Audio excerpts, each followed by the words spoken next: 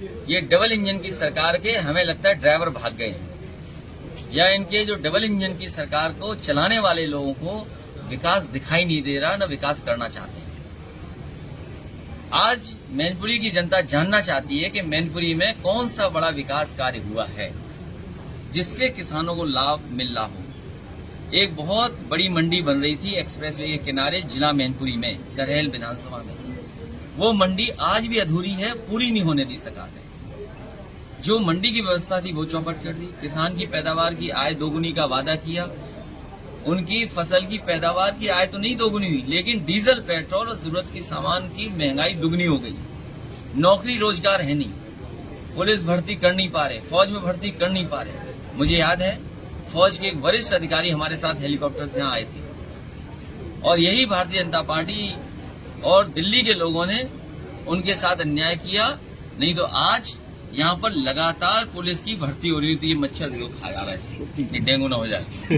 हाँ, तो ये लगातार फौज की भी भर्ती होती। कहाँ हो रही फौज की भर्ती बताइए? सबसे ज्यादा जवान ही आसपास के लोग हैं। तो ये जो बीजेपी के लोग और बीजेपी की अलायंस लोग, बीजेपी पॉलिटिकल आउटफिट है आरएसएस की। जैसे प्रकोष्ठ होता है, आरएसएस का प्रकोष्ठ है बीजेपी, इसलिए उस पर ध्यान नहीं देना है। असली मुद्दे हैं विकास के, असली मुद्दे हैं बेरोजगारी के, असली मुद्दे हैं रोजगार के। आप बताइए, राष्ट्रीय संपत्ति बेची जा रही है। जो राष्ट्र को कहते हैं कि राष्ट्र सर्वोपरि है, हमारा राष्ट्र सबसे ऊपर है। जो लोग ये दावा करते थे झूठा, आज तो उनकी पोल खुल गई। आपको एयरपोर्ट खरीदना हो तो पैसे ले आओ, पानी का जहाज खड़ा करने वाला पोर्ट चाहिए तो पैसे ले आओ, रेलवे ट्रैक खरीदनी हो तो पैसा ले आओ। रेलवे की सब जमीन बेच दी, बड़ी बड़ी कंपनियां बेच दी, टेलीफोन की कंपनियां बेच दी, लाइन बेच दी, ट्रांसमिशन लाइन बेच रहे हैं, और आने वाले समय में सब स्टेशन बिक जाएगा, तुम्हारी गली मोहल्ले के तार बिक जाएंगे, और बाद में बिल आपको ज्यादा देना पड़ेगा। बीजेपी सरकार सर ये रामायण सम्मेलन कर रही है, क्या कहेंगे सर? ये सब झूठे सम्मेलन हैं। असली मुद्दों के सम्मेलन नहीं करेंगे। ये बताएं कि इनके संकल्प पत्र का कौन सा काम पूरा हो गया। जब इनका भारतीय जनता पार्टी का संकल्प पत्र उठाएंगे तो पहले पन्ने पे लिखा है कि किसानों की आय दोगुनी करेंगे, और दूसरे पन्ने पे लिखा है कि उत्तर प्रदेश में डेयरी को लेकर के नई योजना बनाएंगे जिससे डेयरी को बढ़ावा दे सके और ग्रामीण और गांव की अर्थव्यवस्था को बेहतर कर सके। ये दोनों पन्ने फाड़ दिए हैं। भारतीय जनता पार्टी ने अपना संकल्प पत्र कूड़ेदान में फेंक दिया, इसलिए चुनाव से पहले अलग अलग मुद्दे उठा रहे हैं। गाय को राष्ट्रीय पशु घोषित करने की बात कही गई है, इस पे आपका क्या कहना है? वो तो कोर्ट ने कहा है तो इसके लिए कुछ नहीं कहेंगे, लेकिन गाय माँ का सम्मान होना चाहिए, और वहीं गंगा मैया को भी साफ होना चाहिए। मान लीजिए यमुना नहीं साफ होंगी तो गंगा कैसे साफ हो जाएंगी भैया? चंबल साफ नहीं होगी तो कैसे साफ होगी? आपकी बगल में मान लीजिए जो नदी जा रही है, ईशर नदी है, एक अनैया शुरू होती है यहाँ से, तो अगर इन नदियों में शहर का नाला चला जाएगा, गंदगी चली जाएगी, तो बताइए कैसे सफाई होगी गंगा की? अंतोगत ये भी पानी तो गंगा में जा रहा है।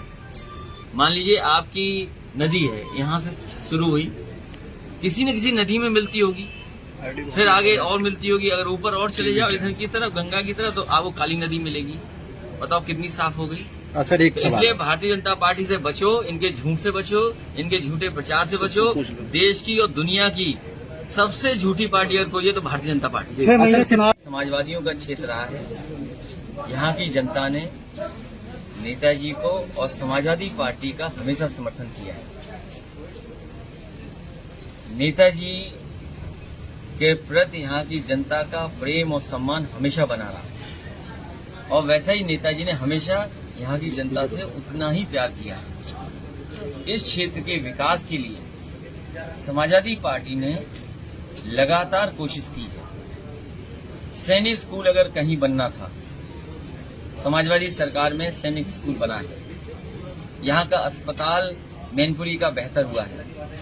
मैनपुरी के विकास में चाहे बिजली को ठीक करने का इंतजाम हो, सब स्टेशन बनाने का इंतजाम हो, तो मैनपुरी का समाजवादी सरकार में हुआ है। ये चौड़ी चौड़ी 4 लेन सड़कें बनी, बड़े पैमाने पर लैपटॉप बंटे, बड़े पैमाने पर बच्चियों को विद्याधन मिला, समाजवादी पेंशन से भी गरीब महिलाओं की मदद की गई। इस तरह लगातार विकास के कार्य किए गए। सवाल सबसे बड़ा ये है बीजेपी की ये जितने आए हैं अभी घर में अगरबत्ती जला के आए होंगे, हम तो जला के आए। भाजपा ही कहीं अगरबत्ती नहीं जलाते, जी ये केवल नफरत फैलाते हैं। सर आखिरी सवाल, शिवपाल जी अक्सर कहते हैं कि मैं अखिलेश जी से समय मांगता हूं, समय नहीं मिलता है और हम तो उनके साथ आना चाहते हैं, आप इस पर क्या कहेंगे? देखिए, मैं कई बार सफाई दे चुका हूँ, कई बार इस पर बात रख चुका हूँ। उनका छोटा दल है, उनका भी एक दल है, उस दल के लिए समाजवादी पार्टी सीट छोड़ेगी, उनका पूरा सम्मान होगा। बातचीत फोन पे भी हुई है। Thank you. पत्रकार भाइयों धन्यवाद, तुम भी सजा हटाओ।